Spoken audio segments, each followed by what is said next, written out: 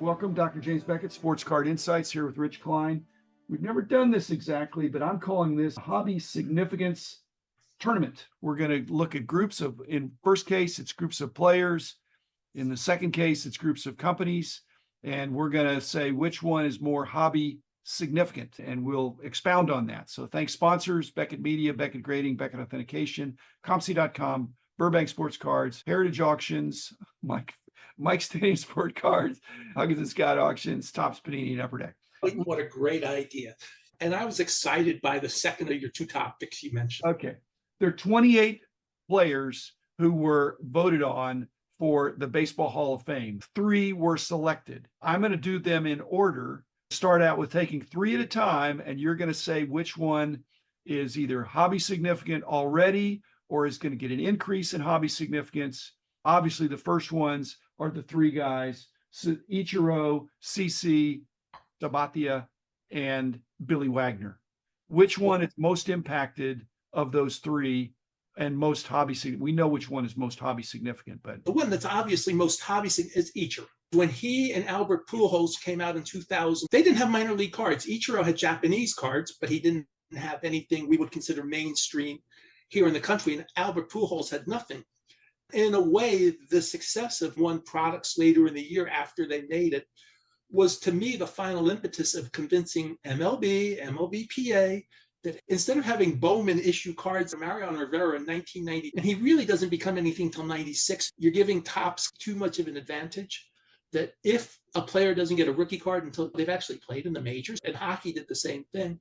And that helped, to me, really impetus the rule that got switched by 2006 about rookie cards, the guy having to actually have played in the majors to get a rookie card. Okay, that happened later. Just to finish that trio, I think Billy Wagner is the most impacted. It's impacted by the order of the esteem they had prior to the election.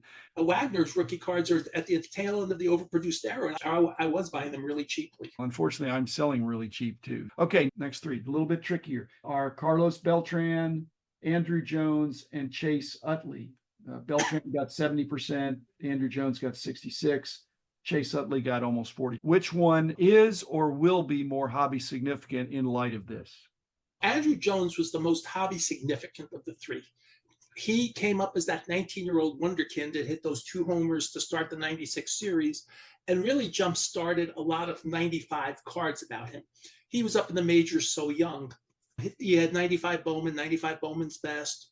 Those were really good cards. And I think he had some autographed cards, 95 or 96 with Best. I know that's a minor league company, but he had things like that. He's the most impactful in the hobby. Chase Utley will have the most impact if and when he makes the Hall. Well, he has the most upside. Okay, next 3. A-Rod, Manny Ramirez, they go from 37% down to almost 28% in the order that I said. It's interesting with 3 of them. They've all had steroid or things in their background. Andy Pitt admitted to it. He said, I've tried it once or twice. A-Rod, we know, lost a season. Manny Ramirez, I think, got suspended once or twice. All 3 of them are not in the Hall of Fame because of that. A-Rod's hobby importance is the most important of the 3. Manny Ramirez has always been steady. I think Andy Pettitte, when he makes the Hall of Fame, would have the most long-term impact. He played in the postseason so often. He was part of the core 4 for the Yankees. I think he's the best long-term bet for price appreciation. Is it a lower point? Yes. And I think the 93 Bowman for his rookie card for a long time was underappreciated. It's finally beginning to crawl up a bit. Manny doesn't have an established constituency. Andy Pettitte does, and A-Rod does. Okay, exactly. Next 3. Felix Hernandez, Bobby Abreu, Jimmy Rollins. All really good players.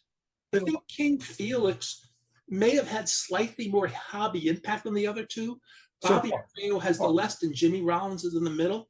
All 3 would obviously get a decent boost by the Hall of Fame, but I honestly think Abreu would get the best boost. Abreu was a great player, a remarkably consistent player, and he had really good tools in a lot of ways. Hall of Fame voting and election brings deeper scrutiny to the player, and Bobby Abreu stands up under that scrutiny. And so does Felix Hernandez, but you got the pitcher thing going. Okay, next group of 3, Omar Vizquel, Dustin Pedroia, and Mark Burley, middle infielders and a starting pitcher. I'm going to do this backwards because there's a big Mark Burley collector in one of these internet groups I'm in, and he tries to get them as reasonably priced as possible. And Mark Burley was a compiler. And I'm a big fan of compilers, but there are compilers above him on the compiling charts. People like Tommy John should be in. There's a surgery named after Tommy John. Mark Burley is definitely below Tommy John on the compiler thing. To me, he's below Louis Tiant, too. Louis Tiant was more famous in his day than Mark Burley was in his day. Mark Burley pitched 200 innings a season for all these years. Don't get me wrong. Omar Vizquel was on his way, not necessarily to the Hall of Fame, but to a higher percentage. But then he had a domestic violence charge levied against him, and that stopped his momentum cold. And Dustin Pedroia, I think, will end up someday in the Hall of Fame. He will take the Andrew Jones way into the Hall of Fame. People will remember how really good he was for a shorter period of time. And while he doesn't have the type of compiler numbers Andrew Jones has, as Andrew Jones got over 400 career homers, people remember the laser show of Dustin Pedroia. He has some World Series championships. He's got a lot behind him. He has a Rookie of the Year. He has an MVP. So I think Pedroia is going to be the best bet of those three long-term for the Hall of Fame. And as such, he has the most hobby upside. Okay, because Vizquel, his fans want to compare him to Ozzie Smith, and I wouldn't trade 3 Vizquels for 1 Ozzie. No. Okay, cards or the person. Next 3 are Francisco Rodriguez, David Wright, and Torrey Hunter. Now we're getting to these people that probably will never make the Hall of Fame. Having said that, I think K-Rod has the best Hall of Fame argument. As a young player, he helped win the only World Series so far the Angels have won.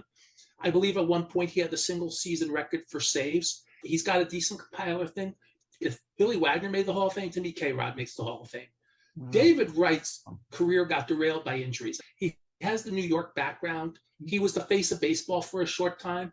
I think if he could have continued, he would have made the Hall of Fame, but he's not making the Hall of Fame now. Torrey Hunter, who I think is... Torrey Hunter's a great guy, was living in Prosper, not that far from us. There's a lot of positives about Torrey Hunter.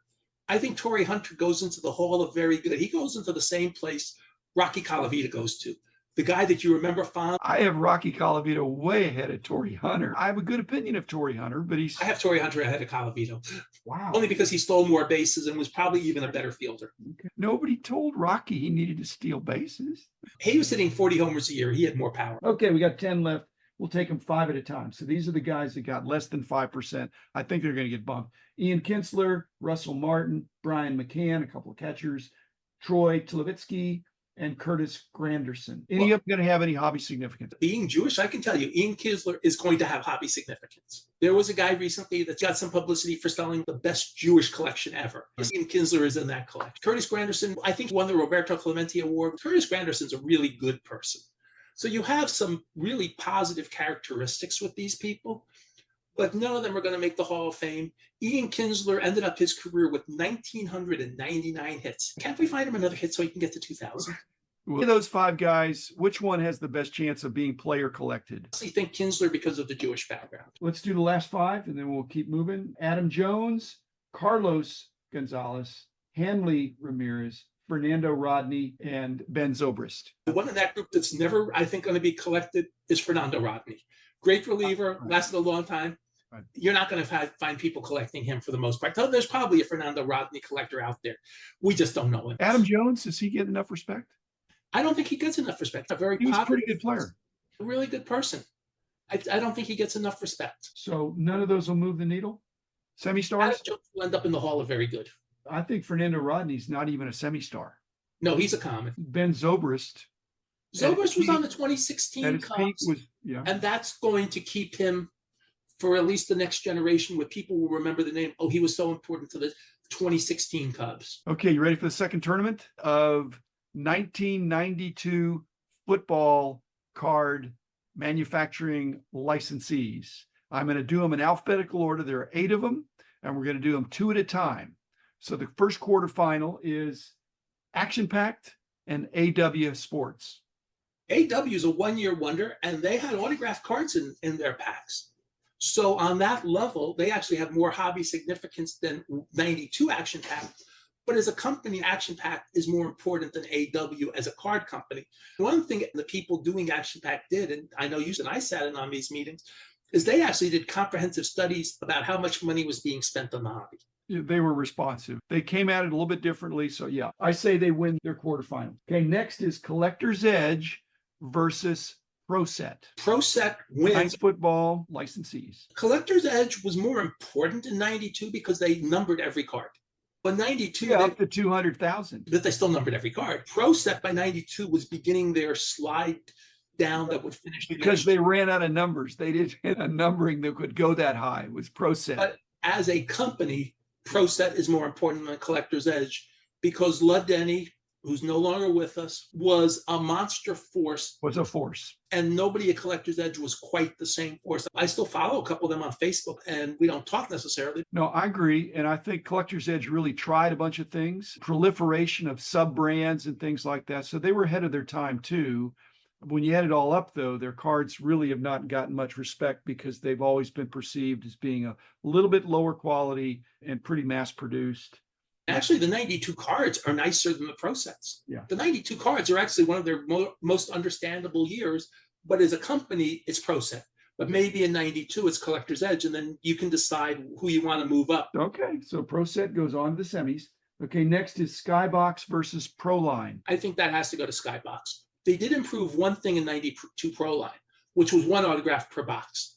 91 ProLine, the autographs were not guaranteed one per box. You could get 5 straight boxes with an autograph, and then you could get 5 boxes with no autographs in 91 ProLine. 92 ProLine, I believe the autographs were 1 per box. Okay, so you're down on ProLine for that reason, but what's so good about Skybox was a major company. They were doing basketball at the same time. They were pretty innovative as well with some of the things they did. But I get your point. ProLine, for the one autograph per box, was probably a more important concept. I was picking ProLine. My sense was that Skybox got in, but their glory days were when they came under Fleer. That's when they hit their stride. Next thing you know, they're out of business. Also, Skybox actually began as basketball, and I think they were ahead in basketball. I have no objections to ProLine being Skybox. To me, Skybox was slightly ahead, but I will defer to you on that one. Again, ProLine had a special relationship with NFL properties, and that was a real positive in the industry in those days because it legitimized it. It said, hey, the leagues really believe in the card collecting medium, and they're using it in a broader marketing way to market the players and apparel and other kinds of things. It was a comprehensive push, and I believe it's what Fanatics is. I was going to say, how about this? ProLine was Fanatics 30 years before Fanatics took over. Before, yeah. Okay. Well, so I guess what Fanatics is doing is nothing truly new. It's just improved. Okay. Last quarterfinals, Game Day and Wildcard. Can we eliminate both of them and give well, no, each one of them has fatal flaws, and I would say they're not around, but Wildcard is back. Yes, I know they're back, and trust me, we have some people who try to keep up with Wildcard at ComC. We get a lot of Wildcard cards in, and we shake our heads. I mean, I've got a bunch more coming from my dollar box. 5 they do. No, they have so many numbers and so many variations. Their idea of having the stripes was so radical back in the day. You want to know where the landfill is, or the warehouses, or the dumpsters of the 1,000 base cards that were there in case somebody wanted to redeem 1,000 stripe of the players. I'm glad the first iteration went out of business because it just was untenable. I hate big cards. I hate tall boys except for basketball. We used to have a joke within the price guide department. We would monitor Sportsnet, and anybody who was hyping or was a big wildcard player, almost all those dealers went bye-bye that were doing wildcard, usually with a thud. So you're saying there was an aspect of pyramid scheme in that? I think of the trading, they tried to make it like a currency. For example, you had to open the box in the store. If you pulled the 1,000, you came back the next day. No, we won't do it. You had to open the box in the store. I thought there was a redemption center in Tennessee. And there was redemption too. Those you could do, but the stripes to get the 1,000 cards, if you got 1,000 stripe of Brett, you had to open it in the store for them to send it in for you. They would not take it the next day. Do you realize how great a card that is now? Oh, that's an amazing card. It's an amazing 91 card. rookie Brett Favre 1,000 stripe or a 91 draft Brett. Yeah. That's a really good card. And get And a great. anything good you want to say about game day? I have nothing good to say about game day other than I'm glad they tried. Again, they had a lot of backing from But by '93, they were doing oversized cards, and I can't stand oversized cards, so I have that problem. If I have, I agree. Okay, the first semi is Action Packed against ProSet. I got to give it to ProSet for their history. And Action Pack was a better company. They lasted longer. I think they did things the right way. But ProSet, I'm going to tip my hand. To me, ProSet's the winner of this tournament. You're getting way ahead, Rich. You can disagree with me. The problem This is Tennis obviously Madison Keys finally won a Grand Slam as a 29-year-old woman after 16 years of being a top player. They didn't think she was going to win. Okay. And she beat like number 1, 2, and 3. Rich, I'm frustrated because you're coinciding with my picks. Okay, so ProSet defeats Action Packed. Had some really And Action Pack's a great. and it's the only fold over card. I think so. That's how popular it was. And it's difficult to grade. It was thick. Action Pack did a lot of things right. Yeah. Monday Night Surveys. Football cards. They had the deal with John Madden. They would do things for the NFLPA banquet. Yeah. They did a lot of things right. The other semi is Pro Line against Wildcard. Based on our conversation, I think you've got to give it to Pro Line for.